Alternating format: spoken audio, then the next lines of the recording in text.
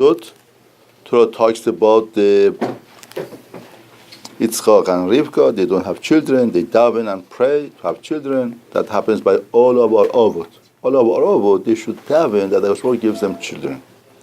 Now the question is, before Shem asked already, that why should it be like that? Why should they daven and pray? Before Shem say, see, in the world we have product. Some of the things are natural product.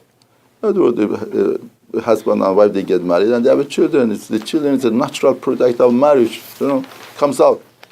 Or they daven and pray. They don't have children naturally. They daven, they pray. They put effort. They cry to HaKadosh Baruch Hu. Then the child that comes about is not a natural birth. It's the product of the tefillah. It gets the kovach of the tefillah.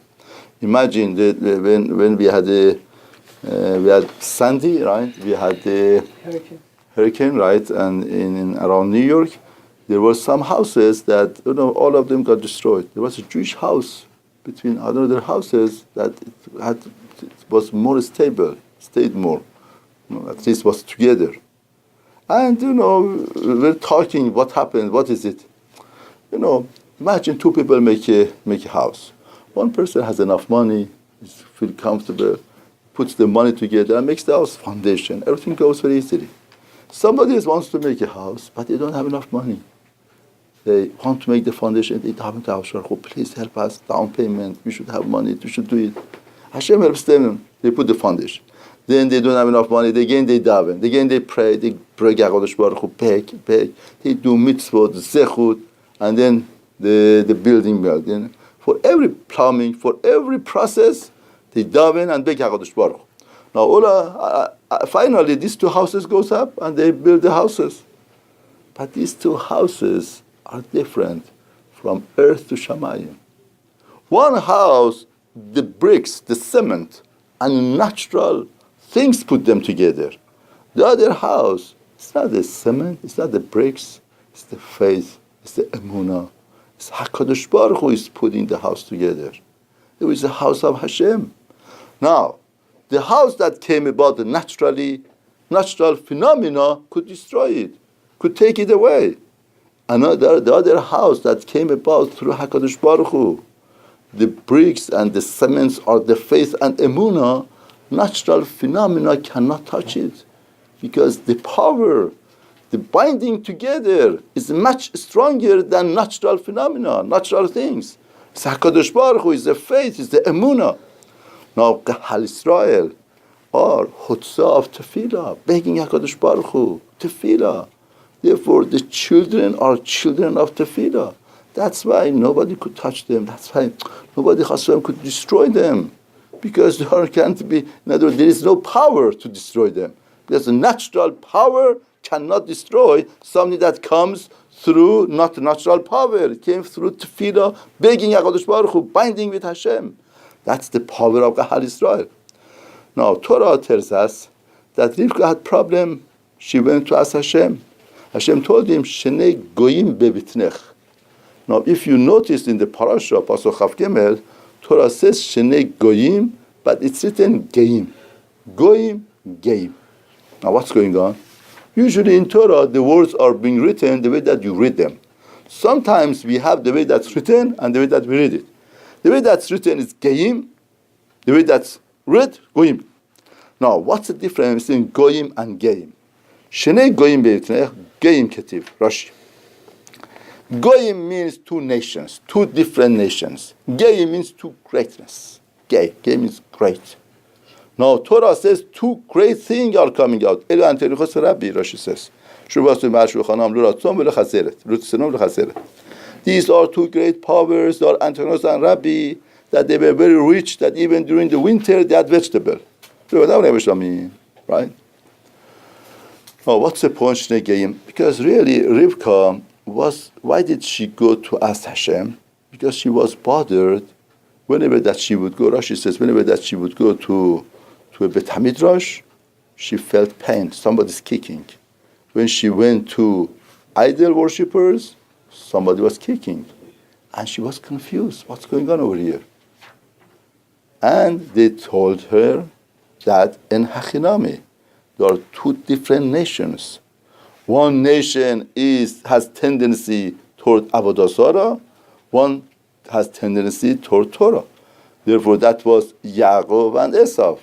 Esau had tendency toward Avodah Zarah, that's why he kicks by Avodah Zarah, and Yaakov tendency is for Torah, that's why it kicks by when it goes to Beit HaMidrash, next to Beit HaMidrash.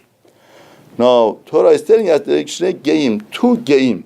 Now, Rashi says, first question is, if Esau from the beginning has a tendency toward Avodah Zarah, what was his Bechira? His nature was like that, to go after Avodah Zarah. Torah tells us that was his nature. Then what do you want from him? What do you want from him?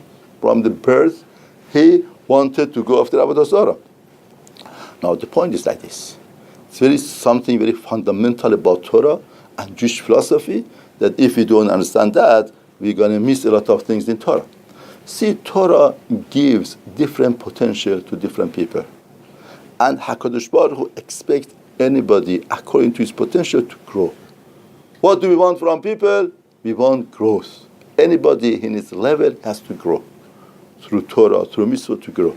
Of course, people are different. Somebody is a hot temper. Somebody, you talk to him a little bit, he gets tempered. Somebody is to do many things, nothing happens. Somebody is very sorry, he moves up. Somebody is very lazy, laid back. Somebody loves this and that. Somebody doesn't have. Like Rambam says, people have different techunot hanefesh. There is no question about it. People have different ways that they like things. No, HaKadosh Baruch Hu gives different potential to people, and he has a different expectation. No, Shnei Geim Bevitnech, two great power. HaKadosh Baruch Hu created two great power. One power is power of Esau, one power Yaakov. Power of Yaakov is Ishtam Yoshev Halim. He has to become a great Yoshiva. If he learns in Beit HaMidrash and he just learns and he doesn't become great in Torah, he didn't accomplish anything in his life. The fact that being in Beit HaMidrash means nothing. You have to grow. You have to build up Torah. You have to understand Torah and teach Torah to the communities, to people. That's your potential, Yaakov. On the other hand, for building the Hal Israel, we need two potential. One potential that does positive things. The other potential, we need to go out to war, to go out to fight. Like it says, we need your sword to destroy the enemy. We need you to go and fight. Therefore, you are not in Beit HaMidrash. Where are you? You are next to Avodah Zarah. You are next to corruption. You have to have such an ingredient, such a gene in yourself to build up that you should not follow, you should not go after them. You see them, but your nisayon in life is not, they don't ask you, what did Levichaim said, what did Rashba says, what did Ritva says in Masechet Baba Kama, Baba Batra, Avodah Zarah. They ask you, you saw the Avodah Zarah, this. What was your tendency? Did you stand up? You kept your faith and not to go after it or not? Both together were supposed to build up Am Yisrael. Am Yisrael was supposed to be built up. Israel. Esau is the Israel Mumar. He was supposed to be part of Kahal Israel, help Kahal Israel in administration. Al Charbechat. We need your sword to come and destroy. If you notice in the history of Kahal Israel, always Kahal Israel failed in this power of Charbechat.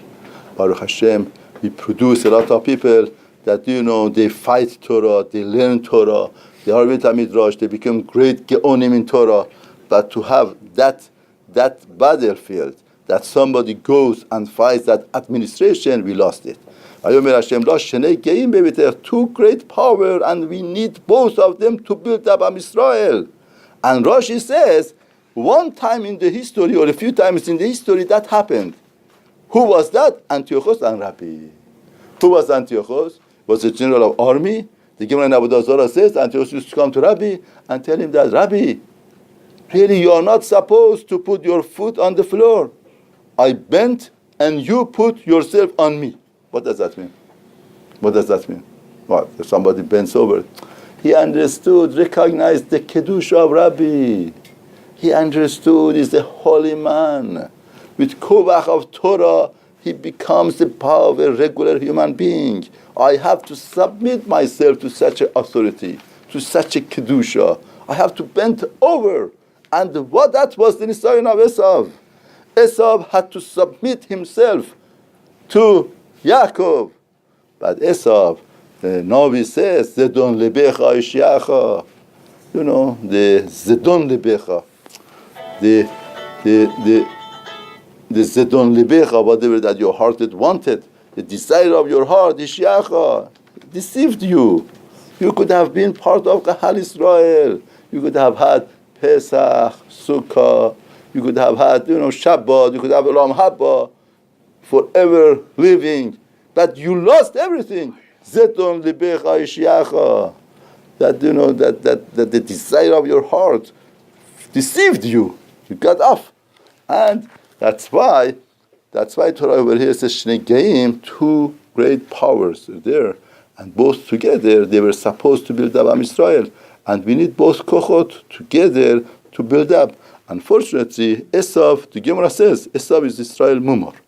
Therefore, you see throughout the history, Esav somehow wants to connect himself to Kahal Israel. He has that vacuum inside. He knows his real place is to be with Am Israel. Now, to be with Am Israel, you could do two ways. One way is to submit yourself to Am Yisrael, or there is an easier way to get them down and bring them to your level. To get them, like we see Yaakov Avinu, he davens to HaKadosh Baruch Hu, he says, Hashem, please save me, miyad achiv, miyad Esav. In other words, he says that, please save me, miyad achiv, miyad Esav. Please save me, miyad achiv, miyad Esav, from my brother, from Esav. Now, before Hashem say, what's Yaakov really saying to HaKadosh Baruch Hu? Yaakov is saying, HaKadosh Baruch Hu, Hashem, please save me from Esav, the enemy, the one that he wants to destroy me, or from Achi, if he wants to be friend of me. They were already Chazal tell us. See, Esav was supposed to be part of Kahal Israel. Everybody likes to go back to his shorish, to his root. And Esav understands his greatness is to be on the side of Kahal Israel. Now, what does he do? Sometimes he becomes our enemy to capture us, to get us, to destroy our Betamikdash and to capture our Betamikdash. Sometimes he becomes our friend to lower us down. We're going to be together, intermarriage together. The Reform movement before Second World War, they changed Shabbat to Sunday. Could you believe something like that? They changed Shabbat to Sunday. Unbelievable. What does that mean? Friendship with Esav. It was a bridge to Christianity. They were ashamed to say they are Christian, but they wanted to do that. And it's a very famous joke that they said about Rabbi Eliezer Silver, that he used to talk to one of the greatest rabbis in the Reform movement after the Second World War. All of the Reform rabbis, they changed Sunday back to Shabbat. After the Second World War, they understood. Second World War was there, like Rabbi Weinberg says, to identify Jews. Jews lost their entity. And that made, who did that? Hitler. Hitler traced people 10 generations, 20 generations. You are a Jew. No, I'm not a Jew. No, you are a Jew. I know you are a Jew. To identify Kahal Israel. Kahal Israel wanted to lose their entity, to lose their identification. And Hitler came and pulled them out. You are a Jew. You are a Jew. They understood from the Hashgacha that, that was the thing, to identify Kahal Israel. Kahal Israel got the message, unfortunately, with a lot of tragedies and casualties. But they got the message, and they changed Sunday to Shabbat. But there was one stubborn Reform rabbi that didn't do it. Rabbi Eliezer Silver went to him and told him, how come you don't change? Everybody changed. Why don't you change your ceremony and everything from Sunday to Shabbat? He laughed and he said, I'm the only rabbi in this country that I'm Shomer Shabbat. All of the Rabbanim, they give sermons on Shabbat, are working on Shabbat. I give sermons on Sunday, I'm Shomer Shabbat. Nobody is Shomer Shabbat. That was a joking way that he was justifying himself. But, this is the Parashat that tells us how to our relationship with Esav. And Esav is our enemy, that sometimes he fights with us, sometimes in a good way, he wants to be our brother and to live with us and to pull us down to be together. But our answer always is like Yaakov Avinu, it says, Miyad Achi, Miyad Esav. We have to understand our fight, our battle, understand that, Chahal Israel are separate. Chahal Israel, we keep our Torah, our mitzvot, and that's our destiny. Like Yaakov Avinu taught us, Ishtam, Yoshev Ohalim. We Ohalei Torah, through living Torah, through life of Torah, that is the greatest salvation that we have.